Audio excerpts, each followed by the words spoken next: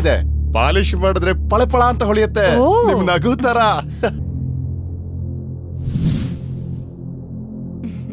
ಮುಂದಿನ ವಾರ ಕಾರ್ ತಗೋತಾ ಇದೀನಿ. ಇನ್ ಮುಂದೆ ನಡೆಯೋ ಸೀನೇ ಇಲ್ಲ. ಕಳ್ಳ ಕಳ್ಳ ಹಿಡ್ಕೊಳ್ಳಿ ಹಿಡ್ಕೊಳ್ಳಿ. ಮೇಡಮ್, ಆ ಕಡೆ ಭುಜದ ಮೇಲೆ ಏನೋ ಬಿದ್ದಿದೆ. ಎಲ್ಲಿ?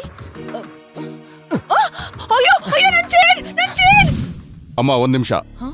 ನಾನು ಪೊಲೀಸ್ನವನು. ಈ ಏರಿಯಾದಲ್ಲಿ ಸರಗಳರ ಕಾಟ ತುಂಬಾ ಹೆಚ್ಚಾಗಿದೆ. ನೀವು ಬೇರೆ ತುಂಬಾ ಒಡವೆ ಹಾಕಿದಿರಾ. ಒಂದ್ ಕೆಲ್ಸ ಮಾಡಿ, ಆ ಒಡವೆನೆಲ್ಲ ತೆಗೆದು ಈ ಕರ್ಚೀಫಲ್ ಹಾಕಿ. ಇದ್ರಲ್ಲಿ ಕಟ್ಟಿಟ್ರೆ ತುಂಬಾ ಸೇಫ್ ಆಗಿರುತ್ತೆ. ಬೇಗ ಬೇಗ ಹಾಕಿ ಹಾಕಿ. ಅವರು ನಿಮ್ ಕಡೆಯವರಾ? ಯಾರು? ಅವ್ರು ನಮ್ ಕಡೆಯವರಲ್ಲ ಸರ್. ಜೋಪಾನಮ್ಮ, ಹುಷಾರಾಗಿಟ್ಕೊಳ್ಳಿ. ಬರ್ತೀನಮ್ಮ, ಬರ್ತೀನಿ, ಹುಷಾರು.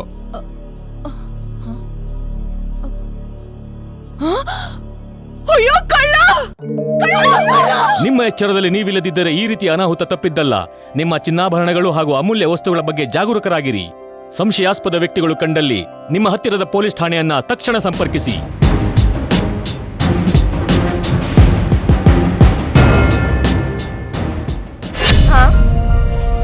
ಏನಿದು ಬಂಗಾರದ ತುಂಡಿದ್ದಂಗಿದೆಯಲ್ಲ? ಹೌದೌದು, ಮೊದಲು ನಾನ್ ನೋಡಿದ ತಕ್ಷಣ ಅದು ನಿಂದಾಗುತ್ತಾ? ಏನಮ್ಮ, ಏನ್ ನಡೀತಾ ಇದೆ ಇಲ್ಲಿ? ಈ ತುಂಡು ನನಗ್ ಸಿಕ್ಕಿತು, ಇವಳು ನಾನ್ ನೋಡಿದ್ದು ಅಂತಿದ್ದಾಳೆ. ಎಲ್ಲಿ, ಒಂದ್ಸಲ ಕೊಡಿ ಇಲ್ಲಿ. ಎಸ್, ಇದು ನಿಜವಾದ ಬಂಗಾರವೇ. ಎಷ್ಟಿಲ್ಲ ಅಂದ್ರೂ 1/4 kg ಇರ್ತದೆ. ಇದು ನಿಮ್ಮಿಬ್ಬರದು ಅಲ್ಲಲ್ವಾ? ಅದಕ್ಕೆ ನೀವಿಬ್ರು ಹಂಚ್ಕೊಳ್ಳಿ. ಇದನ್ನ ಈಗ ಹೆಂಗ್ ಹಂಚ್ಕೊಳ್ಳೋದು? ಒಂದ್ ಕೆಲ್ಸ ಮಾಡು, ಈ ಬಂಗಾರದ ತುಂಡನ್ನ ನೀನ್ ಇಟ್ಕೋ, ನಿನ್ನ ಮೈ ಮೇಲಿರೋ ಒಡವೆಯನ್ನ ಆಕೆಗೆ ಕೊಡು. ನಾಳೆ ಇಬ್ರು ಇಲ್ಲೇ ಬಂದು ಸಮವಾಗಿ ಹಂಚ್ಕೊಳ್ಳಿ. ಸರಿ.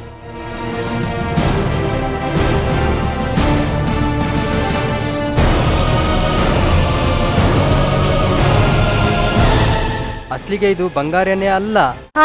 ನೋಡಿದ್ರಲ್ಲ, ಹಿತ್ತಾಳೆಗೆ ಚಿನ್ನದ ಲೇಪನ ಮಾಡಿ ಬಂಗಾರ ಅಂತ ನಂಬಿಸಿ ನಿಮ್ಮ ಹತ್ರ ಇರೋ ಚಿನ್ನ ಮತ್ತು ದುಡ್ಡನ್ನ ದೋಚಿಕೊಳ್ತಾರೆ. ಅಮಾಯಕವಾಗಿ ಕಾಣಿಸುವ ಹೆಣ್ಣು ಮಕ್ಕಳೇ ಇವರಿಗೆ ಟಾರ್ಗೆಟ್. ನಿರ್ಜನವಾದ ಪ್ರದೇಶವೇ ಇವರ ಅಡ್ಡ. ಸಹಾಯಕ್ಕೆ ಡಯಲ್ 100.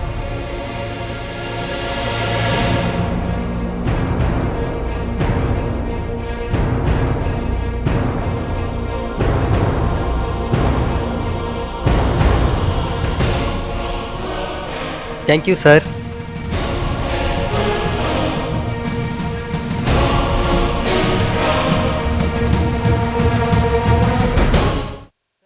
ಸರ್, ನಿಮ್ ದುಡ್ಡು ಕೆಳಗೆ ಬಿದ್ದೋಗಿದೆ.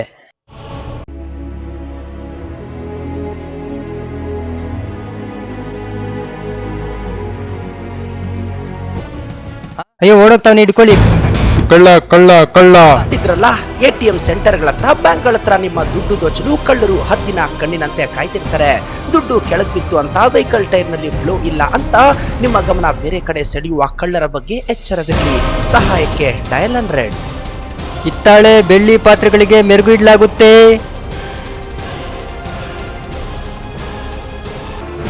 ಹಿತ್ತಾಳೆನೇ ಅಲ್ಲ, ಬೆಳ್ಳಿಗೂ ಒಳ್ಳೆ ಮೆರುಗು ಕೊಡ್ತೀಯಲ್ಲಪ್ಪ. ಬಂಗಾರದ ಒಡವೆಗೂ ಮೆರುಗು ಕೊಡ್ತೀನಮ್ಮ. ಹೌದಾ? ಬಂಗಾರದ ಅಂಗಡಿಗೆ ಹೋದ್ರೆ 100 ರೂಪಾಯಿ ಖರ್ಚು ಬರುತ್ತೆ. ನನಗೆ 50 ರೂಪಾಯಿ ಕೊಟ್ರೆ ಸಾಕು.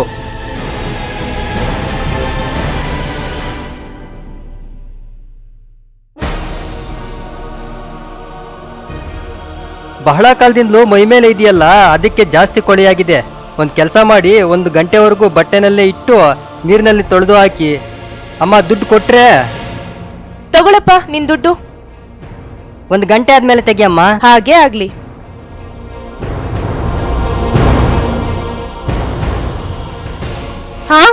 ನೋಡಿದ್ರಲ್ಲ, ನಗರದಲ್ಲಿ ಇಂತಹ ಘಟನೆಗಳು ಬಹಳ ನಡೀತವೆ. ಮೋಸಗಾರರ ಮಾಹಿಗೆ ಬಿದ್ದು ನಿಮ್ಮ ಒಡವೆಗಳನ್ನ ಕಳ್ಕೋಬೇಡಿ. ಸಹಾಯಕ್ಕೆ ಡಯಲ್ 100. ಏನಮ್ಮ, ಸಾಹೇಬ್ರು ಕರೀತಾ ಇದ್ದಾರೆ. ಸಾರಾ? ಯಾರು? ಇನ್ಸ್ಪೆಕ್ಟರ್ನವರು. ಬನ್ನಿ ಸರ್. ನಮಸ್ತೆ ಸರ್. ಏನಮ್ಮ, ಬಂಗಾರ ಮತ್ತು ಹಣಕ್ಕಾಗಿ ಪಕ್ಕದ ಬೀದಿಯಲ್ಲಿ 2 ಮರ್ಡರ್ ಆಗಿದೆ. ಪರಿಸ್ಥಿತಿಗಳೇನು ಚೆನ್ನಾಗಿಲ್ಲ. ನಾವು ಮುಫ್ತಿಯಲ್ಲಿರೋ ಪೊಲೀಸರು. ನಿಮ್ಮ ಮೈ ಮೇಲೆ ಇರೋ ಒಡವೆಗಳನ್ನ ತೆಗೆದುಕೊಡಿ, ನಮ್ಮವನು ಪ್ಯಾಕ್ ಮಾಡಿ ಕೊಡ್ತಾನೆ. ಹಾಗೆ ಆಗ್ಲಿ ಸರ್. ರವಿ ಸರ್.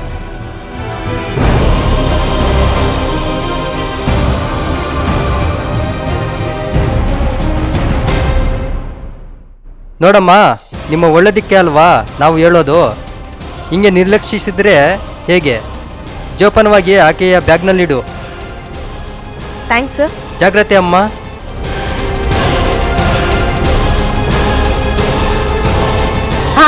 ನೋಡಿದ್ರಲ್ಲ, ನಿಜವಾದ ಪೊಲೀಸರು ಯಾವತ್ತು ಯೂನಿಫಾರ್ಮ್ ನಲ್ಲಿ ಇದ್ದು ಕೆಲಸ ನಿರ್ವಹಿಸ್ತಾರೆ.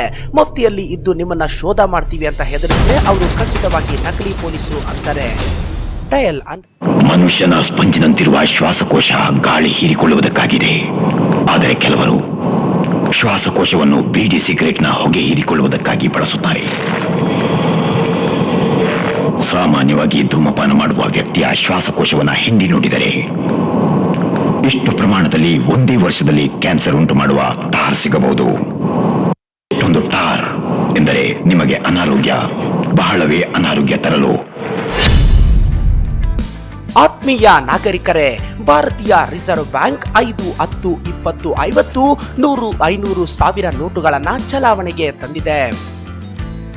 ಇವುಗಳಲ್ಲಿ ಹೆಚ್ಚಾಗಿ 500 ಮತ್ತು 1000 ನೋಟುಗಳನ್ನ ನಕಲಿ ಮಾಡಿ ಚಲಾವಣೆ ಮಾಡಿ ನಮ್ಮ ಅರ್ಥವ್ಯವಸ್ಥೆಯನ್ನ ಹಾಳು ಮಾಡುತ್ತಿದ್ದಾರೆ. ಆದ್ದರಿಂದ ಸಾರ್ವಜನಿಕರೇ, ತಾವು 500 ಅಥವಾ 1000 ನೋಟುಗಳನ್ನ ಪಡೆದಾಗ ಅವು ಅಸಲಿಯೋ ಅಥವಾ ನಕಲಿ ಎಂದು ಪರೀಕ್ಷಿಸಿ ಎಚ್ಚರ ವಹಿಸಿ ಪಡೆದುಕೊಳ್ಳಬೇಕಾಗುತ್ತದೆ. ನಾಗರಿಕರೇ, ನಿಜವಾದ 500 ರೂಪಾಯಿ ನೋಟನ್ನ ಪತ್ತೆ ಹಚ್ಚುವುದು ಹೇಗೆ? 500 ರೂಪಾಯಿ ನೋಟನ್ನ ಮುಂದೆ ಮತ್ತು ಹಿಂಬದಿಯ ಅಂಚಿನಲ್ಲಿ ಮುಂದೆ ಅರ್ಧ ಹಾಗೂ ಹಿಂದೆ ಅರ್ಧ ಅಂಕಗಳನ್ನ ಇಟ್ಟಿದ್ದು ಅದನ್ನ ಬೆಳಕಿನಲ್ಲಿ ನೋಡಿದಾಗ ನಿಮಗೆ 500 ಎಂಬ ಸಂಖ್ಯೆ ಕಾಣಿಸುತ್ತೆ. ಐಡೆಂಟಿಫಿಕೇಶನ್ ಮಾರ್ಕ್ ನೋಟನ್ನ ನೀವು ಹಿಡಿದುಕೊಂಡಾಗ ನಿಮ್ಮ ಎಡಗೈ ಬಳಿ ಗೋಳಾಕಾರದ ಸಿಂಬಲ್ ಇರುತ್ತೆ. ಬೇರೆ ಬೇರೆ ನೋಟುಗಳಲ್ಲಿ ಬೇರೆ ಬೇರೆ ಐಡೆಂಟಿಫಿಕೇಶನ್ ಮಾರ್ಕ್ಗಳಿರುತ್ತವೆ. 500 ರೂನಲ್ಲಿರುವ ಗೋಳಾಕಾರದ ಸಿಂಬಲ್ ಅನ್ನ ನಿಮ್ಮ ಹೆಬ್ಬೆರಳಿನಿಂದ ಸ್ಪರ್ಶಿಸುವುದರ ಮೂಲಕ ಪತ್ತೆ ಹಚ್ಚಬಹುದು. ಅದು ಗೋಳಾಕಾರದಲ್ಲಿದ್ದರೆ ಅಸಲಿ ನೋಟ್ ಎಂದು ಪರಿಗಣಿಸಬಹುದು. ನೋಟಿನ ಮಧ್ಯಭಾಗದಲ್ಲಿ ಹಸಿರು ಬಣ್ಣದ ರಕ್ಷಣಾ ದಾರವಿದ್ದು ತಾವು ಹತ್ತಿರದಿಂದ ಗಮನಿಸಿದಾಗ ಅದರಲ್ಲಿ RBI ಎಂದು ಇಂಗ್ಲಿಷ್ನಲ್ಲಿ, ಭಾರತ್ ಎಂದು ಹಿಂದಿಯಲ್ಲಿ ಮುದ್ರಿಸಲಾಗಿದೆ. ಸೂಕ್ಷ್ಮವಾದ ಅಕ್ಷರಗಳು. ತಾವು ಭೂತ ಕನ್ನಡಿಯಿಂದ ನೋಡಿದಾಗ ನೋಟಿನ ಬಲಭಾಗ ಖಾಲಿಯಂತೆ ಭಾಸವಾಗುವ ಜಾಗದಲ್ಲಿ ಮಹಾತ್ಮ ಗಾಂಧಿ ಚಿತ್ರದ ಹಿಂದೆ ನೀವು ಸೂಕ್ಷ್ಮವಾಗಿ ಗಮನಿಸಿದ್ರೆ 500 ಮತ್ತು RBI ಎಂದು ಮುದ್ರಿಸಲ್ಪಟ್ಟಿರುವ ಅಕ್ಷರಗಳಿರ್ತವೆ. ಒಳಪಿನ ಬಣ್ಣ. 500 ರೂಪಾಯಿ ನೋಟನ್ನ ನೋಡಿದಾಗ 500 ಎಂದು ಬರೆದಿರುವ ಸಂಖ್ಯೆಗಳು ಮೇಲಿಂದ ನೋಡಿದಾಗ ಹಸಿರಾಗಿ ಕಾಣಿಸುತ್ತವೆ, ಓರೆಯಾಗಿ ನೋಡಿದಾಗ ನೀಲಿ ಬಣ್ಣದಲ್ಲಿ ಕಾಣಿಸುತ್ತವೆ. ನೀವು ನೋಟನ್ನ ಹಿಡಿದಾಗ ನಿಮ್ಮ ಬಲಗೈ ಭಾಗದಲ್ಲಿ ಮಹಾತ್ಮ ಗಾಂಧಿ ಚಿತ್ರದ ಪಕ್ಕ 500 ಎಂದು ಬರೆದಿರುವ ಸಂಖ್ಯೆಯ ಕೆಳಗೆ ಬರೀ ಹಸಿರು ಬಣ್ಣದಿಂದ ಕೂಡಿರುವ ಹೂವಿನ ಚಿತ್ರವಿದ್ದು ಓರೆಯಾಗಿ ಗಮನಿಸಿದಾಗ 500 ಎಂದು ಬರೆದಿರುವ ಅಂಕಿಗಳು ಕಾಣಿಸುತ್ತವೆ. ನೀವು ನೋಟನ್ನ ಫ್ಲೋರೋಸೆಂಟ್ ಬೆಳಕಿನಲ್ಲಿ UV ಬೆಳಕು ಚೆಲ್ಲಿ ನೋಡಿದಾಗ ಎಡಭಾಗದ ಖಾಲಿ ಜಾಗದಲ್ಲಿ ಒಳೆಯುವಂತಹ ದಾರದಂತಹ ರಚನೆಗಳು ಕಂಡುಬರುತ್ತವೆ. ನೋಟಿನ ಮಧ್ಯಭಾಗವನ್ನ ಗಮನಿಸಿದಾಗ ನೋಟಿನ ಮಧ್ಯಭಾಗದಲ್ಲಿ 500 ರೂಪಾಯಿ ಎಂದು ಹಿಂದಿಯಲ್ಲಿ ಬರೆದಿದ್ದು ಮೇಲ್ಭಾಗದಲ್ಲಿ RBI ಎಂದು ಬರೆದಿದ್ದು ನೀವು ಅದನ್ನ ಸ್ಪರ್ಶಿಸುವುದರ ಮೂಲಕ ಪತ್ತೆ ಹಚ್ಚಬಹುದು. ನೋಟಿನ ಹಿಂಭಾಗದ ಕೆಳಭಾಗದಲ್ಲಿ ಮುದ್ರಣವಾದ ವರ್ಷವನ್ನ ನಮೂದಿಸಲಾಗಿರುತ್ತದೆ. ನಾವು ನೀಡಿದ ಎಲ್ಲ ಮಾಹಿತಿಯನ್ನ ಪಡೆದುಕೊಂಡು ನೋಟನ್ನ ಅಸಲಿಯೋ ಅಥವಾ ನಕಲಿಯೋ ಎಂದು ಪರೀಕ್ಷಿಸಿ ಪಡೆಯಿರಿ. ನಕಲಿ ನೋಟನ್ನ ಇಟ್ಟುಕೊಳ್ಳುವುದು ಮತ್ತು ಚಲಾವಣೆ ಮಾಡುವುದು ಕಾನೂನು ರೀತಿ ಅಪರಾಧವಾಗಿರುತ್ತದೆ. ಸಾರ್ವಜನಿಕರೇ, ನೋಟುಗಳ ಚಲಾವಣೆ ಸಮಯದಲ್ಲಿ ಎಚ್ಚರ ವಹಿಸಿ. Be alert. ಅನುಮಾನ ಬಂದಲ್ಲಿ ಹತ್ತಿರದ ಪೊಲೀಸ್ ಠಾಣೆಗೆ ಮಾಹಿತಿ ಮುಟ್ಟಿಸಿ. ಸರಕು ಸಾಗಾಣಿಕೆಗೆ ಅಂತ ಇರೋ ವಾಹನಗಳಲ್ಲಿ ಹೇಗೆ ಪ್ರಯಾಣಿಕರನ್ನ ತುಂಬಿಸಿಕೊಂಡು ಹೋಗ್ತಿದ್ದಾರೆ ನೋಡಿ. ಇಂತಹ ದೃಶ್ಯಗಳು ಒಂದಲ್ಲ ಎರಡಲ್ಲ. ಸರಕು ಸಾಗಾಣಿಕೆ ವಾಹನಗಳಲ್ಲಿ ಪ್ರಯಾಣಿಕರನ್ನ ಒಯ್ಯುವುದು ಕಾನೂನು ರೀತಿ ಅಪರಾಧವಾಗಿದೆ. ಯಾವುದಾದರೂ ಆಕಸ್ಮಿಕ ಅವಘಡವಾದಲ್ಲಿ ಸರಕುಗಳಾದ್ರೆ ಮರಳಿ ಪಡೆಯಬಹುದು. ಹೋದ ಜೀವವನ್ನ ಮತ್ತೆ ಪಡೆಯಲು ಸಾಧ್ಯವೇ? ಸಾರ್ವಜನಿಕರೇ, ಎಚ್ಚರ. ಸುರಕ್ಷತೆ ಎಂಬುದು ಪ್ರಯಾಣದ ಮೊದಲ ಆದ್ಯತೆ ಆಗಬೇಕು.